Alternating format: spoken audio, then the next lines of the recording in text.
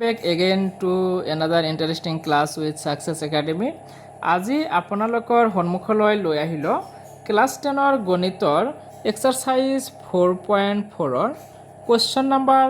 6, 7 আৰু 8 6, 7 আৰু 8 আমাৰ নতুন কিতাপত আছে, পুৰণা কিতাপত নাই। গতিকে আমি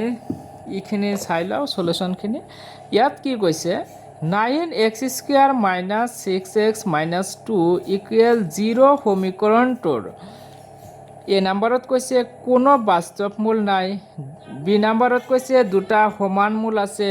সি নম্বৰত কৈছে দুটা অদ্বিতীয় মূল আছে আৰু ডি নম্বৰত দুটাতকৈ বেছি বাস্তৱ মূল আছে। এটোতো আমি ডাইৰেক্ট ডিনাই কৰিব পাৰোঁ, কাৰণ আমি জানো যিকোনো দ্বিঘাত সমীকৰণৰ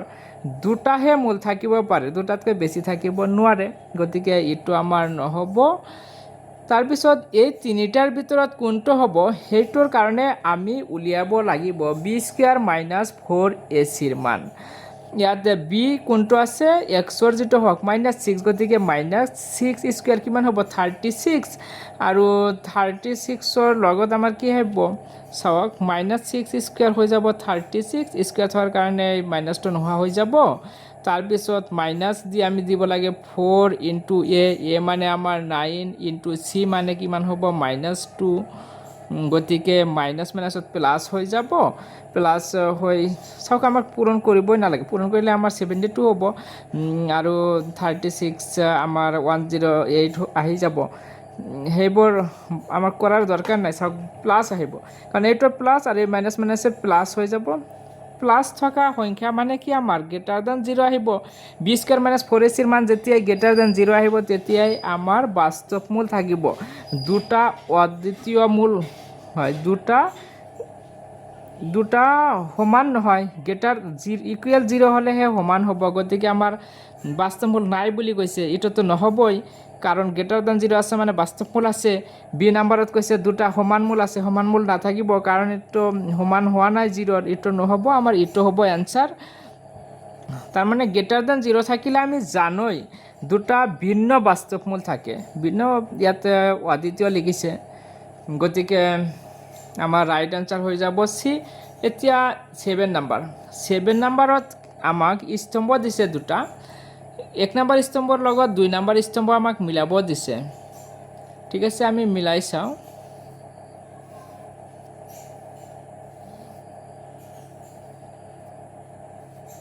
চাওক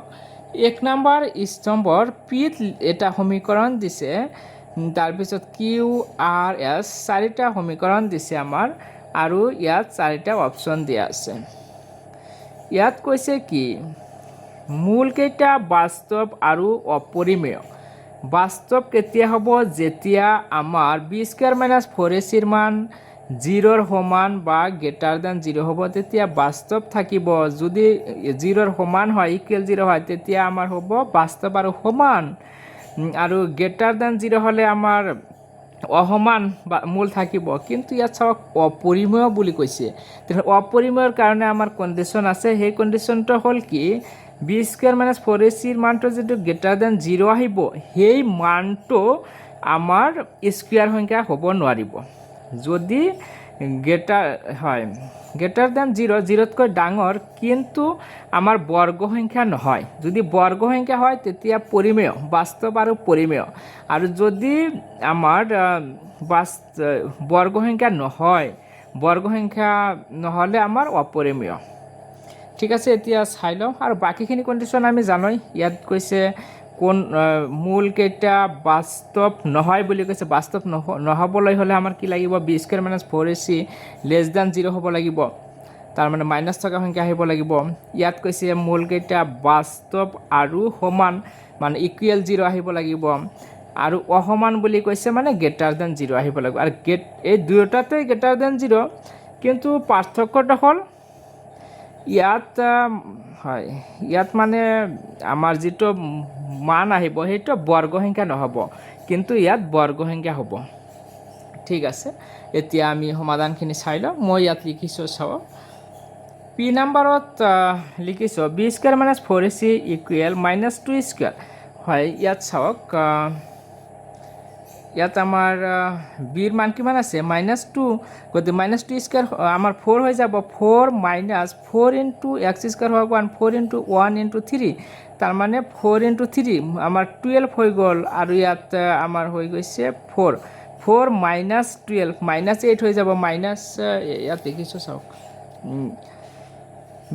বিৰ মান আমাৰ -2 গতিকে -2 স্কয়াৰ -4 ইনটু এৰ মান 1 আছিল আৰু চিৰ মান 3 আছিল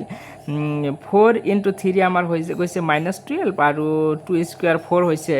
-12 আৰু +4 হৈ যায় আমাৰ -8 আৰু -8 এটো যেহেতু মাইনাছৰ সংখ্যা গতিকে 0তকৈ সৰু হৈ গ'ল আমাৰ কি <0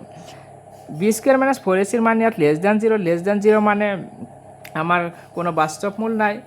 ইয়াত কোনটোত আছে বাস্তৱ মূল নাই চাওক 3 নম্বৰত আছে মূল কেইটা বাস্তৱ নহয় তেনেহলে p লগত আমাৰ আহি গ'ল 3 তাৰ পিছত কিউ নম্বৰত b স্কয়াৰ -4ac ৰ মান হৈ গৈছে আমাৰ 0 b ৰ মান হৈছে -2 স্কয়াৰ আমাৰ 4 আহি যায় -2 স্কয়াৰ আমাৰ 4 তাৰ পিছত -4 ইনটু a এৰ মান আমাৰ 3 আছিল আৰু চিৰ মান 1/3 3 কেনসেল গৈ 4 ইনটু 1 4 4 - 4 আমাৰ 0 হৈ যায় b স্কয়াৰ -4ac ৰ মান যেহেতু 0 হলে আমাৰ মূল কেইটা বাস্তৱ আৰু সমান চাওক আছে এটো ইয়াত লিখিছে চাওক 4 নম্বৰত মূল কেইটা বাস্তৱ আৰু সমান গতিকে আমাৰ কিউ নম্বৰৰ লগত মিলি যাব 4 এতিয়া আমি বাকিখিনি নোচোৱাকৈ কৰিব পাৰোঁ এনসাৰ আনি দিব পাৰিম কিন্তু চাওক কৰি দিওঁ ইয়াত চাওক পিৰ লগত আমাৰ মিলিছে পিৰ লগত 3 মিলিছে অপশন কেইটা চাওক পিৰ লগত 3 কোনটোত আছে এটাতো আছে গতিকে আমি এই দুটাৰ ভিতৰতে পাম এনসাৰ কিন্তু এই কোনটো পাম তাৰ কাৰণে আমি নেক্সট চাওক কিউ এর লগত কি মিলিছে 4 চাওক কিউ এর লগত 4 এইটোত আছে এইটোত নাই গতিকে আমি আনসার এইটোই পাম বাকি আর আৰু এস তো চাই লও চাওক আৰত আমাৰ কি আছে x² - 4x + 3 = 0 এটো আমাৰ সমীকৰণ এইটোৰ পৰা আমাৰ b ৰ মান কিমান আছে -4 এইটোৰ পৰা আমি b² - 4ac ৰ মান যেতিয়া উলাম তেতিয়া আমি পাম 4 চাওক 4 মানে 2 স্কয়ার লিখিব পাৰো তাৰ মানে 4 টো হৈছে বৰ্গ সংখ্যা স্কয়াৰ নাম্বাৰ আহিলে আমাৰ অপৰিমেয় নহব বাস্তৱ আৰু পৰিমেয় লিখা নাই যদি তেনেহলে আমাৰ কি বাস্তৱ আৰু অসমান গতিকে আমাৰ এনসাৰ এইটো হ'ব কিউ এৰ লগ আৰ এৰ লগত আমাৰ 2 হ'ব এতিয়া এস নাম্বাৰত চাওক b² - 4ac ৰ মান আমাৰ আহি গৈছে 33 আপোনালোকে জানে 33 আমাৰ বৰ্গ সংখ্যা নহয় স্কয়াৰ নাম্বাৰ নহয় স্কয়াৰ নাম্বাৰ আমাৰ কোনবোৰ এই 1 ইনটু 1 হয় 1 স্কয়াৰ 1 তাৰ পিছত 2 square 4 3 square 9 4 square 16 5 square 25 6 square 36 চাওক 33 তকৈ বেছি হৈ গ'ল 33 আমাৰ বৰ্গ সংখ্যা নহয় সেই কাৰণে অপৰিমেয় হ'ব 0তকৈ ডাঙৰ মানে গ্ৰেটাৰ দ্যান 0 মানে তো বাস্তৱ হ'বই কিন্তু বাস্তৱৰ কোন সংখ্যা হ'ব বাস্তৱৰ আমাৰ মূল কেইটা বাস্তৱৰ কোনখিনি হ'ব বাস্তৱৰ অপৰিমেয় খিনি হ'ব গতিকে অপৰিমেয় আৰু বাস্তৱ এছৰ হেতু আমাৰ অপশন 1ত আছে এছৰ হৈছে আমাৰ 1ত কি দিয়া আছে মূল কেইটা বাস্তৱ আৰু অপৰিমেয় গতিকে আমাৰ এনসাৰ কোনটো আহি গ'ল বি নেক্সট 8 নাম্বাৰ লৈ একবাৰ আমাৰ 8 নাম্বাৰত চাওক ইয়াত কি দিয়া আছে 8 নাম্বাৰত দুটা আমাৰ সেন্টেন্স দিয়া আছে চাওক এটা উক্তি আনটো হৈছে যুক্তি উক্তি এ আৰু যুক্তি আর এখানে আমার ইয়াত দিছে যে k-1 x² তার মানে এর মান k-1 -10x তার মানে b ৰ মান -10 আৰু c ৰ মান আমাৰ কি হ'ব 3 এই সমীকৰণ এইটো সমীকৰণৰ এটা মূল আনটোৰ অন্যনক এটা মূল হয় আনটোৰ অন্যনক কারণ এটা যদি x হয় আনটো কি হ'ব 1/x এটা আলফা হলে আনটো 1/alpha অন্যনকৰ অৰ্থ তেন হেতু অন্যান্যক মানে ওপৰত এটা 1 দিব লাগে এটা মূল আনটোৰ অন্যান্যক হ'লে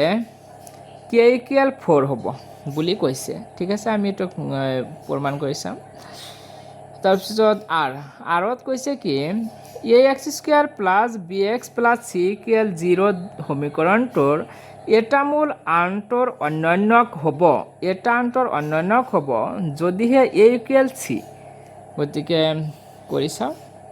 এইটো দিয়া আছে তাৰ কাৰণে আমাৰ চাৰিটা অপশ্যন দিয়া আছে মই কেৱল এটো লিখিছোঁ কাৰণ এনসাৰ এ হ'ব এ বি চি ডি এনেকৈ চাৰিটা অপশ্যন লিখিছে ইয়াত লিখিছে যুক্তি এ আৰু উক্তি আৰ দুয়োটাই শুদ্ধ হ'ব মই প্ৰমাণ কৰি দিম আৰু যুক্তি আৰটো উক্তি এৰ শুদ্ধ ব্যাখ্যা হ'ব চাওঁ যুক্তি আৰত লিখিছোঁ মই এটা মূল আলফা গতিকে আনটো মূল কি হ'ব 1/α যেহেতু অন্যান্যক কৈছে অন্যান্যকৰ এটা অন্যান্যকক আমি প্ৰতিক্ৰম বুলিও ক'ম প্ৰতিক্ৰম আৰু অন্যান্যক একেটা কথাই এটা মূল x হ'লে আনটো মূল কি হ'ব 1/x যেহেতু অন্যান্যক কৈছে আৰু আমি জানো যিকোনো দ্বিঘাত সমীকৰণৰ মূল দুটাৰ পূৰণফল ইকুৱেল c/a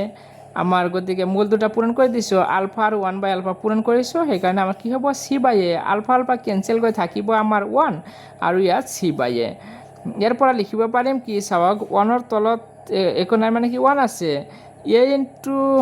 1 আমাৰ a equal c into 1 c গতিকে a equal c কোৱেশ্চনত এটোই আছে a equal c দিয়া আছে গতিকে আমি এটো শুদ্ধ পালো therefore উক্তি আর শুদ্ধ এতিয়া এইটোৰ পৰাই আমি যুক্তিটো যুক্তিৰ পৰাই আমি উক্তিটো আমি সমাধান কৰিব পাৰিম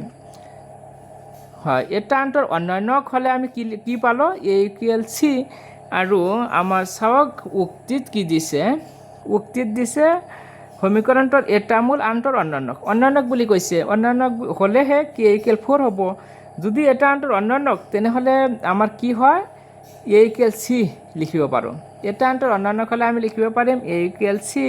গতিকে ইয়াত a কি আছে k - 1 আৰু c কিমান আছে 3 আছে গতিকে লিখিব পাৰিম k - 1 equal 3 চাওক লিখি দিছোঁ according to question k - 1 equal 3 k to ইটো সাইডত ৰাখি দিম -1 টো হোফালে লৈ গ'লে 1 + 3 আমাৰ 4 হৈ যাব k equal 4 হয় আৰু কোৱেশ্চনত k equal 4 এ দিয়া আছে সেই কাৰণে আমাৰ উক্তি a আৰু যুক্তি r হসা আৰু আমি চাওক যুক্তি আৰৰ পৰাই কিন্তু উক্তি এটো হয় প্ৰমাণ কৰিলো গতিকে যুক্তি আৰটো আমাৰ উক্তি এৰ শুদ্ধ ব্যাখ্যাও হয় সেই কাৰণে আমাৰ এনসাৰ এ হ'ব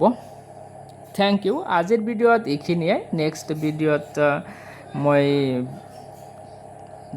7 নম্বৰ লেসনৰ অনুশীলনী